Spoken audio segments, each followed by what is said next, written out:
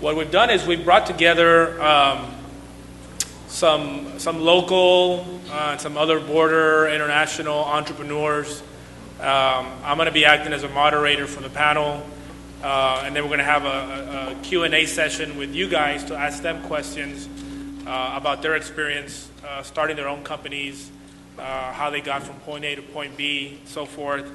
What I'm going to do, first of all, is quickly read some short bios on some of the gentlemen up here, and I'm going to start with the gentleman to the far left here, Dr. Chuck Taylor. Dr. Chuck Taylor is the president and co-owner of Canaf Industries of South Texas.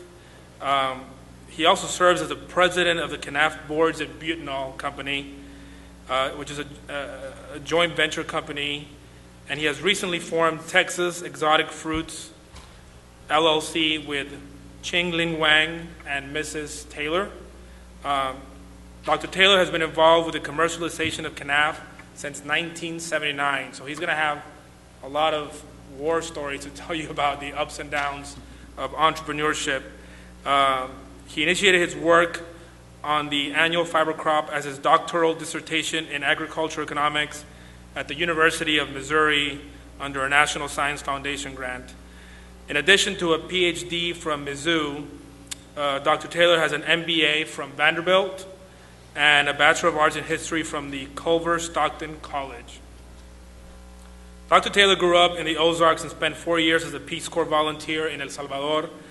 Upon completing his MBA, he pursued the lovely Lai Fanyin to Taiwan, where they married and both began work at the Asian Vegetable R&D Center as part of the Green Revolution.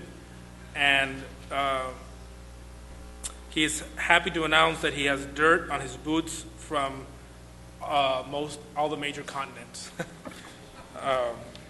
I'm going to switch over to Mr. Hugo Diaz, and it's going to be a dual bio. I'm going to talk about some of his past experience, and I apologize because I don't have his latest bio, so he's going to update us a little bit about what he's been doing since what I'm about to read here.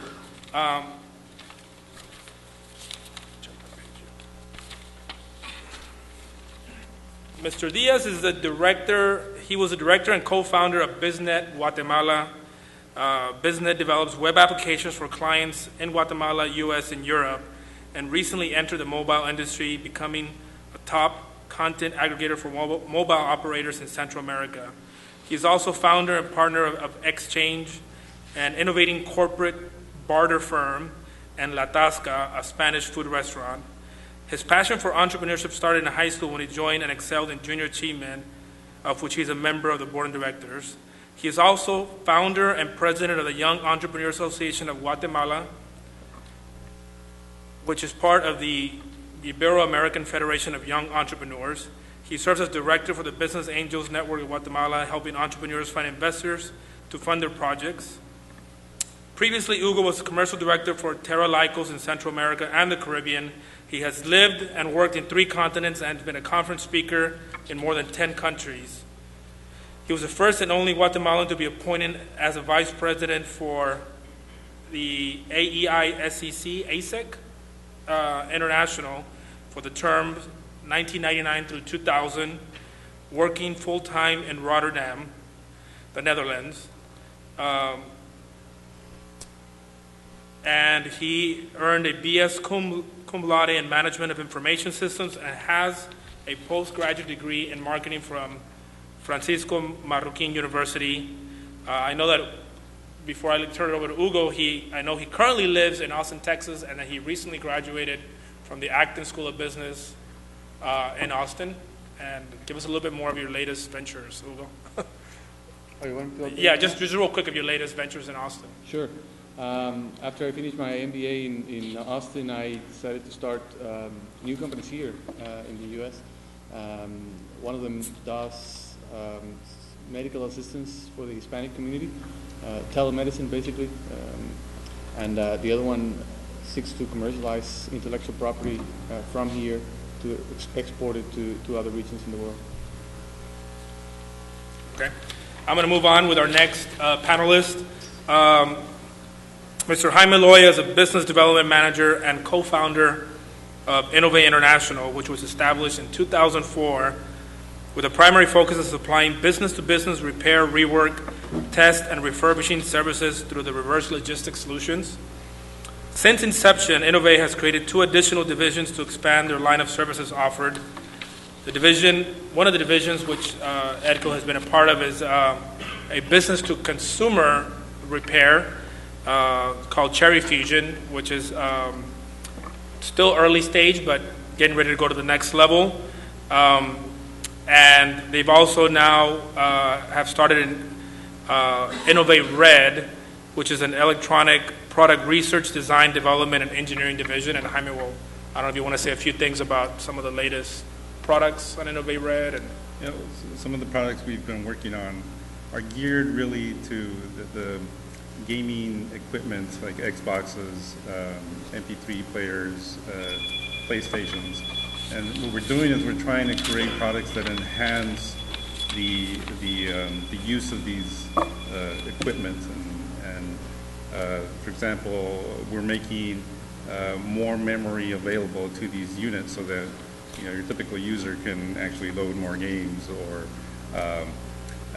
the type of memory. Some of these products use mechanical drives, which have a tendency to fail when they get dropped.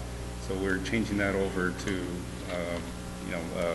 RAM-based memory, which is solid-state memory, and you're just thinking of different ways to improve existing products right now. Thank you. And I'm going to let Dr. David Bonner had to leave today on short notice to Buenos Aires as part of some of the work he's doing with Stematics. But I'm his other business partner, who's also part of the panel, Mr. Carlos Moret, is here. I'm going to let him give a little bit about his bio, his background, and then we'll get started with the panel piece. Yes, good afternoon. Carlos Moret. I have several businesses. My main business is fire protection systems. I have 30 years experience on that. I worked for over 20 years in Simplex Grinnell. I was a Latin American manager for the whole Latin America. And I formed my company, Alliance Specialized Systems. We have 7 offices in Mexico, 2 in the US. We run the company for sales in both countries of around 30 millions. And we have also university in Reynosa, Universidad México Americana del Norte, where we have around 2,500 students. And we've had it for 27 years, all the different careers, including medicine, engineering, and so forth. And in Reynosa also we have a radio station, Mass Music, 90.9, 90.9, and a couple of newspapers, some other businesses like daycare and kindergarten. And now we're, due to the university, we're working with Stematics, which is our business partner from Houston, and we're doing a stem cell company. We're providing treatments for innovative treatments based on stem cells for diabetes type 2 and myocardial infarction. We're working with the government of Tamaulipas and the government of Argentina in both cases to do clinical trials in both countries. And also we just signed a contract with the state of Tamaulipas to do the first ever mixed state and private cord blood bank, which we will do in the Materno Infantil Hospital here in Reynosa. And we're working with EDCO and Stematics to do twin bank here in McAllen, here in the Rio Grande Valley. I'm a civil engineer and architect, and I did a master's degree in business administration in International University of San Diego, and also on 82 in Ipabe, Mexico. And basically that's it. Thank you. And I'm also, I want to brag a little bit about Chuck, and he just recently, his company has been taking off, doing some great work in the bioproducts, and the biofuel space. But the one point I want to make is, right before I start these questions, is I remember in 1998, which is 12 years ago, 11 and a half years ago, I moved to El Paso to start working as a quality engineer in a manufacturing plant. And I met Hector Leon and Jaime Loya working there. And we started talking about how we wanted to start our own company and all the things that we went through in those years of business planning and the things we went through, like how are we going to start this company, where are we going to get the money. And then I look at what's happened since then. We started our first company, we shut it down, we started another one. That one's been successful. Then I started with another friend of mine, Edco Ventures, in 2006 in Austin, and we're starting to really see things moving forward. But for those of you sitting out there thinking about how the transition is made from being in your day job to running a company, to starting your own company, all the gentlemen up front here also have gone through that. They've worked in companies, have been in, and what I want to focus on is what that experience has been like. And the first question that I have for the panel, and what we'll do is we'll just go quickly. We'll start with Chuck, move on to the right, is what event or realization led you to decide that you wanted to become an entrepreneur or business owner rather than continue pursuing, your long-term career and whatever company you were at? Chuck? I wish it started with someone else because I never had a conscious notion that that's what I was doing. If you really get into it, entrepreneurship, if you go beyond the classical definition, is some folks are destined and able to live in uncharted waters. I'm probably the last person you'd want in a university or a bureaucracy or anywhere else where I've got to fit some kind of routine or do something that somebody else wants me to do. It doesn't work that way. And so, the idea that you have outlaws in history, you've got people that someone says, hey, you can't do that, you can't get there from here. Buy ya. That's all we need to hear. And our company, we started off, I did a dissertation. I've been condemned to live out what I wrote. We'd have a lot less dissertations and a lot less piled higher and deepers running around if that was the rule. The issue is don't write it unless you plan on doing it. And sometimes it doesn't quite work out the way that you plan. Be able to bounce off of one wall and head for the door. We started off, we worked with some of the largest companies in North America, folks like Bechtel, Canadian Pacific, International Paper. The last one happened to be a little company in Houston called Enron. We've dealt with all the bankers and the, I better be careful here, but at the end of the day, it's the guy out in the field that has to make it work when all the other guys go back and, with their lawyers and so on and get off the hook.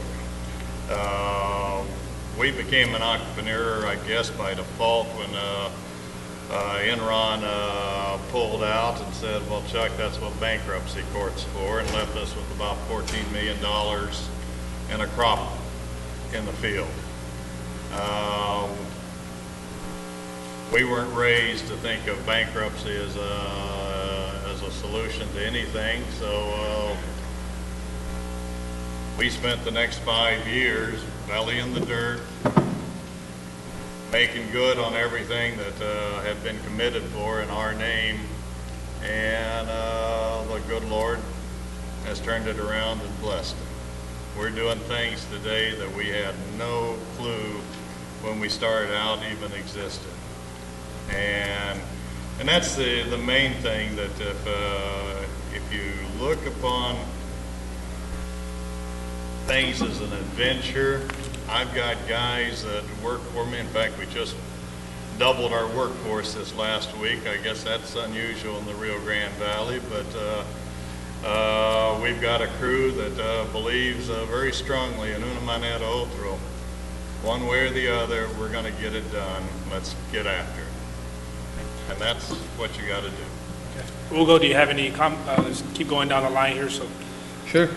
Well, I think I always wanted to be an entrepreneur, and I don't know exactly why, because my parents both worked for companies for more than 30 years, retired, and lived comfortably out of that. So I had that old paradigm of you have to work in a company and retire. But for some reason, I had that thing. I remember one event, I guess, when I was maybe 10 years old.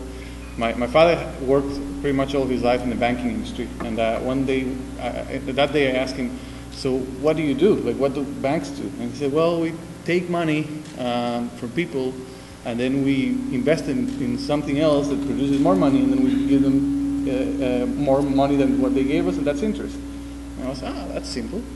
And I remember I started thinking, and one day I asked my pediatrician what could I do to make some money, and he suggested a raffle.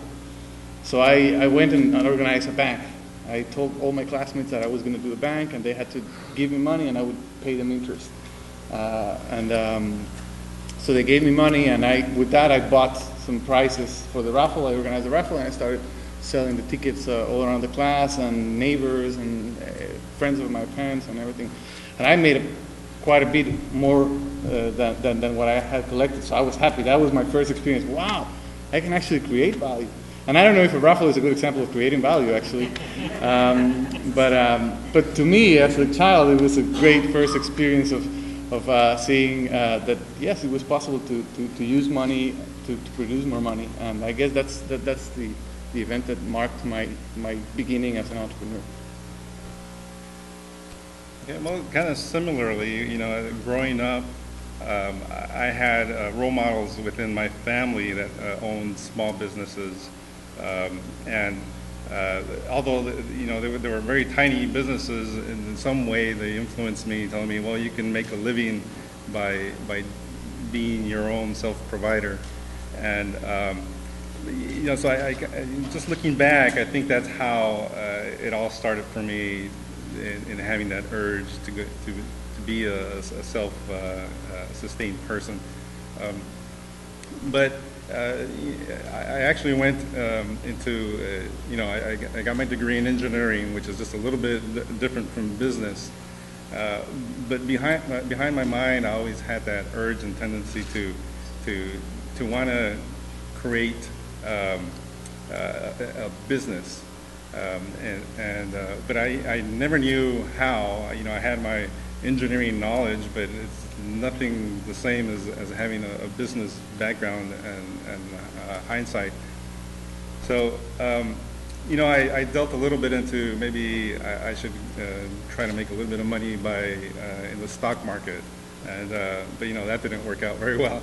And sooner or later, through the job experience that I had over the years, I met some very good acquaintances, and just through experience, you start learning that to run a business, you need more than just the knowledge of a certain area. And so I was at least smart enough to know that I couldn't do it by myself. And then sooner or later, the opportunity came where several coworkers wanted to get together to start a business. And I thought, well, this is great. We should do it. Which was a good idea. We got together, started our own business, and in hindsight, we're still missing some more knowledge. But at the time, it was good. Otherwise, if we would have known that we didn't have everything that it took, we probably wouldn't have started anything. So there is a little bit of good in just jumping in there and trying it out, minimize your risks. So that's, kind of, that's how I got into being an entrepreneur. It's just taking the opportunity that comes along the way, which is not very easy to see sometimes, but with the help, if you seek advice, role models, sooner or later you'll find that one area that you can excel in. And for me, basically the same thing. Since I was a child, I always wanted to be an entrepreneur. I started working when I was 12. My first job was not paid, so I think that's very wrong. Couldn't be paid because I was too young.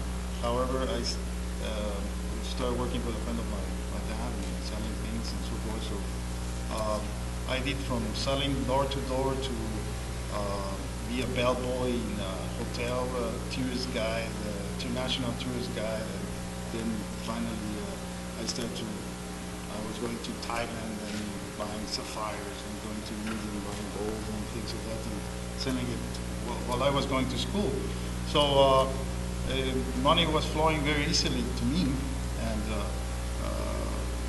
when things got rough for the economy in Mexico, in one of the devaluations, I decided, I'm an engineer, let me look for a job because no more tourists will be going away, and probably some will be coming, but I think it's time to settle. Plus also, you get,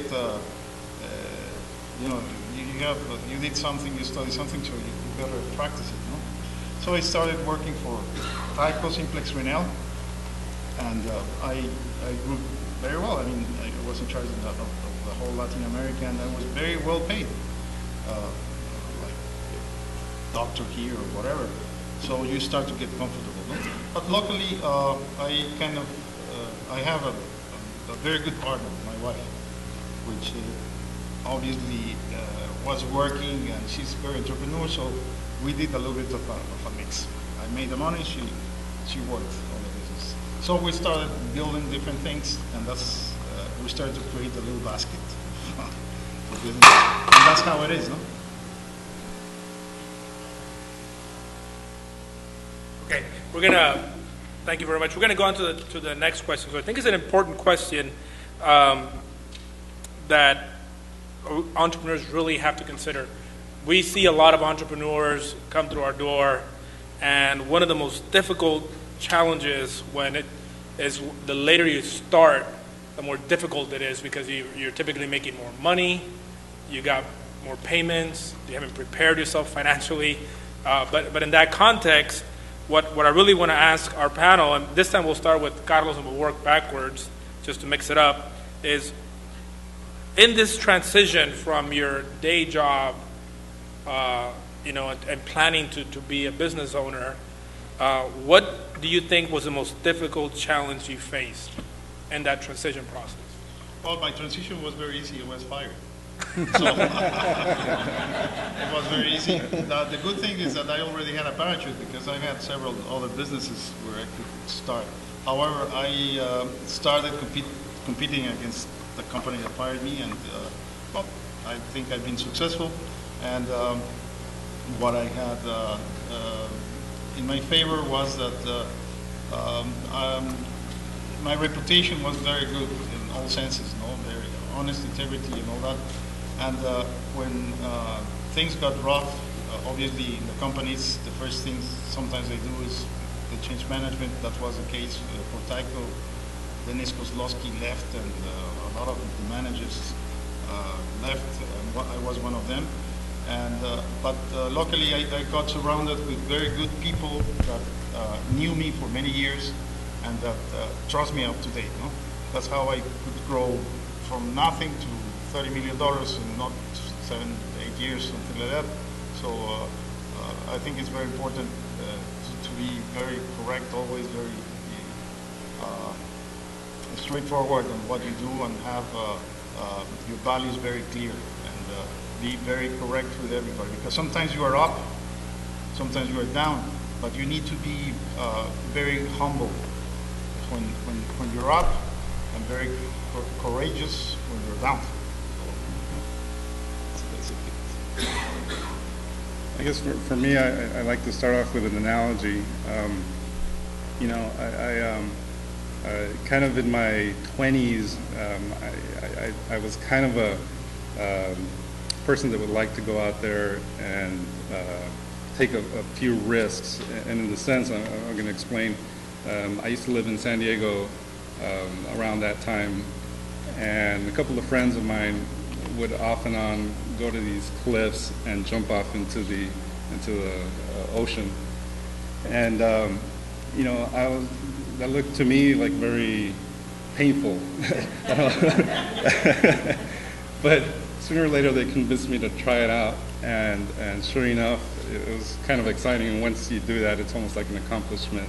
You know, you made it, you survived. And so I'm using that as an analogy because to jump in there and become an entrepreneur is something scary. You're going into an unknown for most of us, at least. And so for me, that was the hardest thing, just taking that first initial jump. But once you do it, you realize that it's not as bad as you thought it was going to be, and there's actually life after that. So that's kind of my input in that. Well, to me, most difficult probably was adapting to the change because, as in many of the cases that have been mentioned, I was lucky enough to start early in my career being hired by a private equity venture capital firm to start a company very young. It was the dot-com boom, and they wanted me to start an internet company. I had some experience or some ideas more than experience, and they hired me, and it grew really fast. So in 2 years, we were in 8 countries and had almost 1 million users. And it was bought by a Spanish multinational. Then I was hired by that multinational, and I was paid very well, and I was already in a very comfortable lifestyle of corporate life.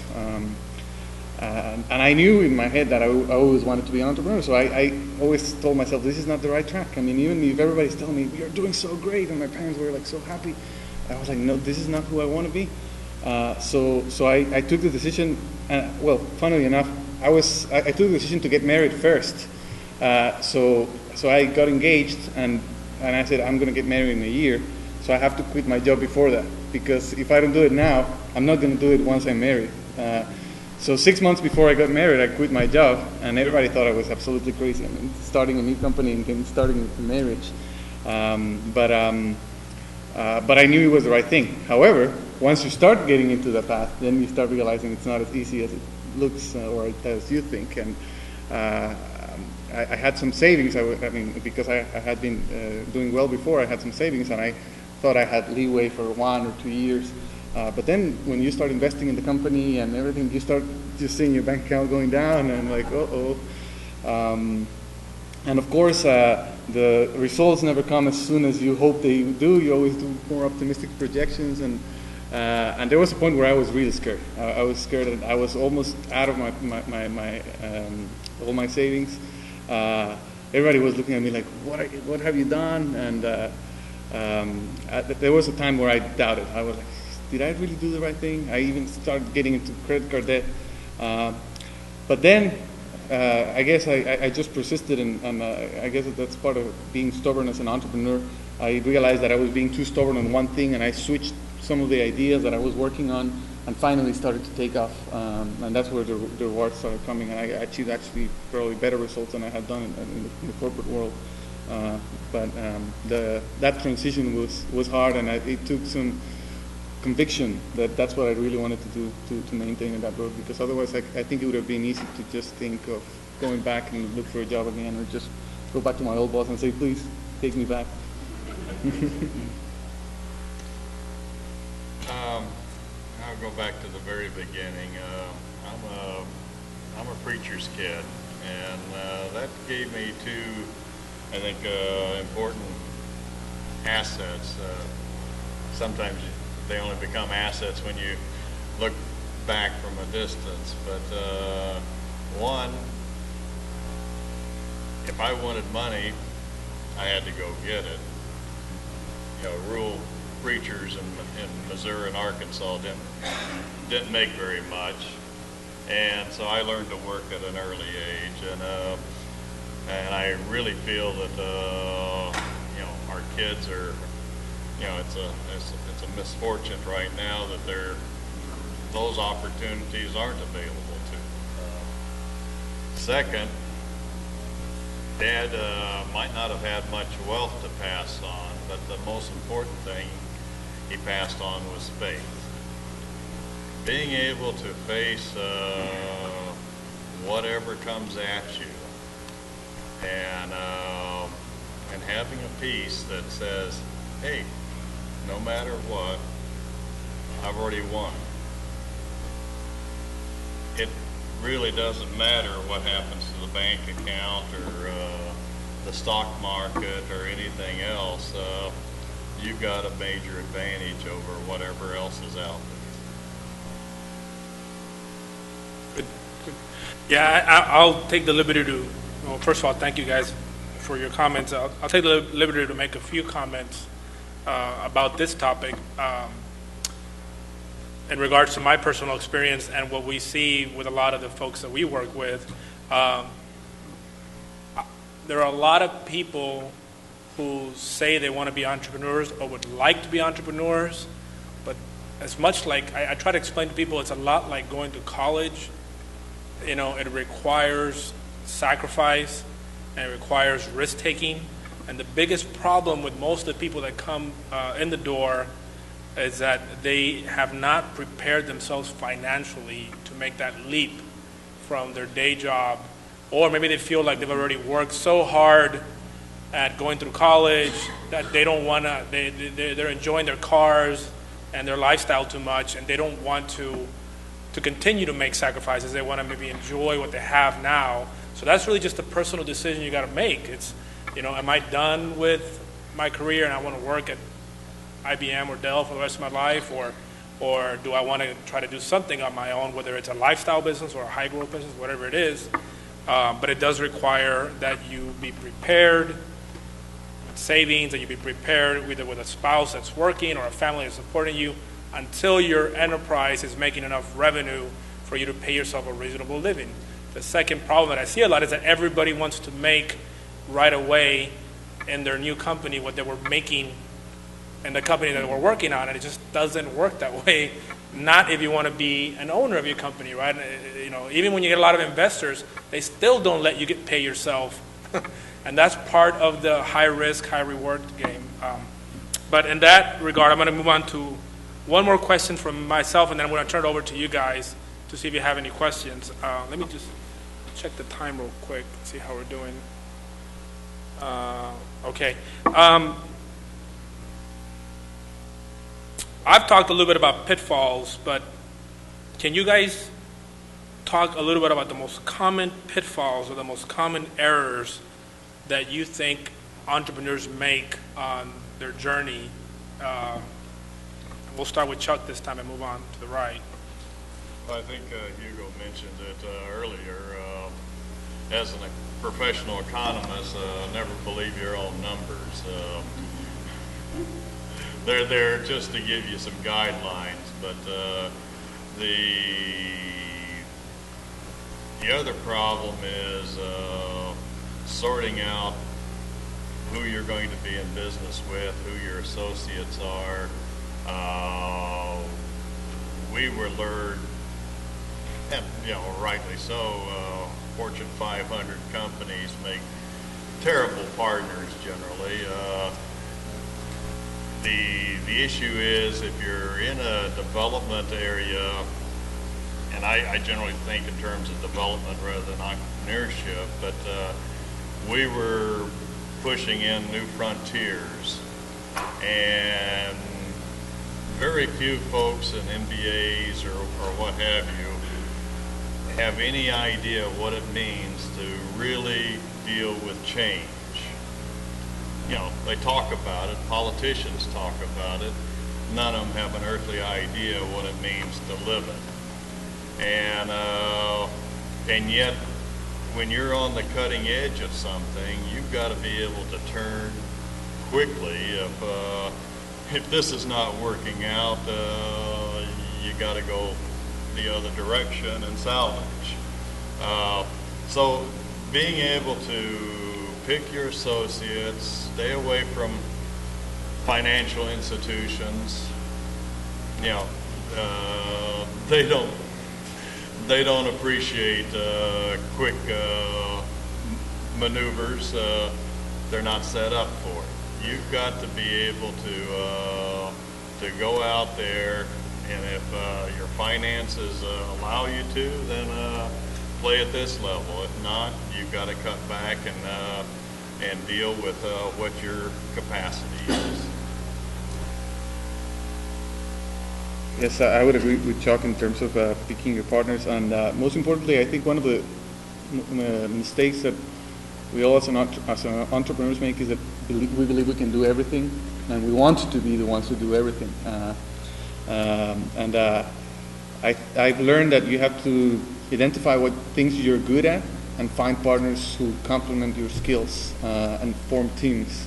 Because if you do that, you have a better formula for success. If you fool yourself thinking that you're going to be good at everything and you try to do everything, you're going to face a lot of obstacles. While in the other way, you actually manage to create something that goes beyond yourself. And that's I would say the advice I would give is try to create something that goes beyond yourself, something that is scalable, not falling into a lifestyle business or a self-employment trap more than any other thing. The other mistake I've seen and I've made is to focus sometimes too much on a product and not on the customer need. Some entrepreneurs fall in love with an idea and they say, oh yes, I would use this, and maybe you're the only one who will use that thing. You have to validate that in the market and see if really customers need it and how many are there that want it, instead of just saying this is a great product, and I hope a lot of people are going to be there that want to buy. I think you really hit it on the nail there. For me, is one of the biggest problems that I see is that people are not prepared enough. There needs to be a little bit of an education. As me as an example, you know, I have the engineering degree, but I knew nothing about business, and that personally to me caused some problems with the first venture that we started, that Dale and I started, and a couple of other people. It was really a small manufacturing facility in the year 2000. Well, anybody that's familiar with that time frame with manufacturing, everything moved to China at that time. And we weren't aware of what was going on globally when we started this. So very soon, within a year or 2 years, all our customers vanished. And I think that's because we weren't that well prepared or aware of what was going on globally. So you know, I think that's a big problem, is not knowing what's going around you. Like you said, would a customer buy your product at that time? And so, you know, I encourage everybody to, I think especially here, I would think there's a lot of engineering students. Educate yourself a little bit in business, even if it's just reading a book or a magazine, or even, you know, coming here is, I think, one of the best steps that you've taken. At least you're that much more ahead than I was at when I started thinking about entrepreneurship. Well, I think one of the things entrepreneurship is, well, I agree on everything, but you're planning things which are difficult. There's no certainty. There is, you have to be very creative, very flexible, and be ready to risk a lot of things. So you need, at the same time, to have certain stability, and that stability, so you have a balance. that the partners you choose first and most important, your wife, or husband, that gives you that stability, no? Because you start with an internal family team, and you have to think that when you're an entrepreneur, the family has to support you, and you have to have that sanctuary, no? Things are rough out there, but this is good. And obviously, the first partner is your wife, but all the other partners are very important. The war is outside. You cannot have a war inside. So it's very, very important for you to choose the right partners. No? So I see from other companies, from friends that have not succeeded, is hey, you choose the wrong partner since the beginning. No? You didn't marry the right person. So a lot of problems there. So you need to have that basis well established first, so that you can really dedicate your time and your effort outside, and you have the freedom, the mind freedom to do it, or else you're spending a lot of time in stuff that should be fixed. No? So that's one of the pitfalls, and obviously all the others. No, the others are very important. No, the customer is number one. We're selling to a customer, so everything has to be focused to that. And the team you surround with is very, very important. You can not surround yourself with friends. That's a big, big no. You have to surround yourself with professional people. Professional people that are loyal and hard worker, good work ethics. And those people will become your friends. But it's impossible for a friend which doesn't have that things to be professional or have the work ethics. You cannot change them. And that, I made it myself. I have family members and so forth. It takes a lot of time to change them. Not impossible, but you have to be careful, no?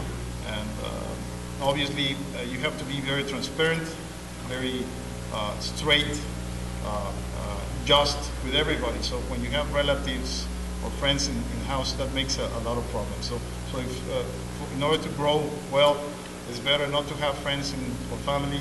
That I learned late. But sometimes it's no other way, because they are your friends and you have to help them, and they are your family and you have to support them as well. But you need to be very strong and straight with them. Basically, that's combined with all the other stuff. No? I think we have just enough time for maybe one question from the audience. Does anybody have any specific question for anybody up here? Feel, Sure. The first part is I'd like to know how the 5 top things that you sell internationally, would it be technology, would it be digital? What do you see as being the top most wanted products around the world? The second part is the basis. Do they need to be packaged? When you get it ready to go to market, is that product is packaged or is it As far as the patent, I can speak for in the industry that we're in, which is electronic products. It's very difficult to hold the patent in the electronic industry because there's just so many ways that you can redesign the product that voids that patent. It might be different in other industries, but just in electronics, it's very unlikely that you'll see a company put out a patent for a product. And in addition to that, the life of that product is going to be very short and changing constantly. So it just is not cost effective to get a patent for an electronic product. But I can only speak for that industry. It might be very different for other industries.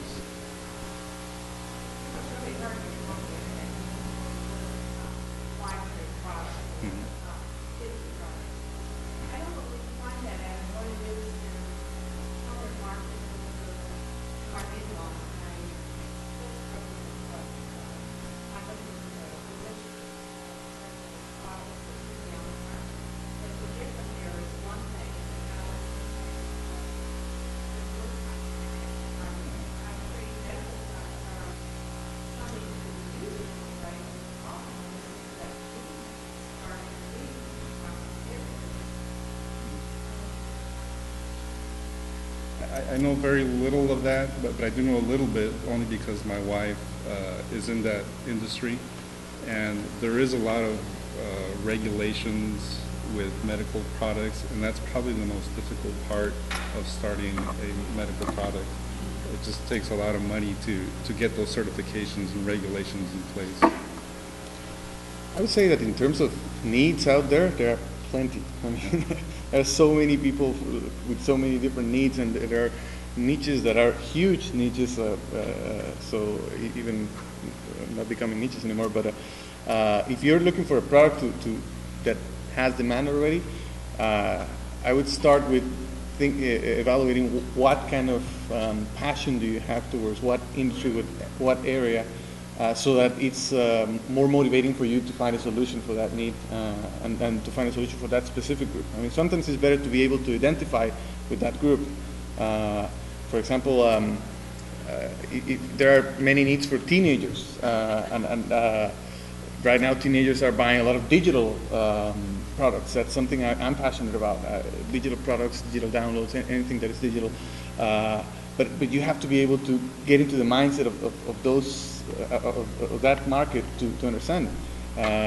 Unless I'm willing to do that, in my case I can't really get into that market. Others say like baby boomers is a huge market, you know. But can I actually serve? Can I actually understand that market? And can I find a product that serves that need? That's what I would ask myself. Yeah, I think we're going to have to wrap it up. We're running out of time.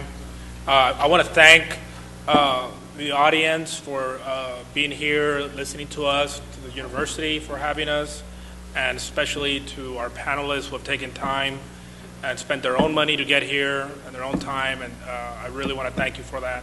So please welcome in.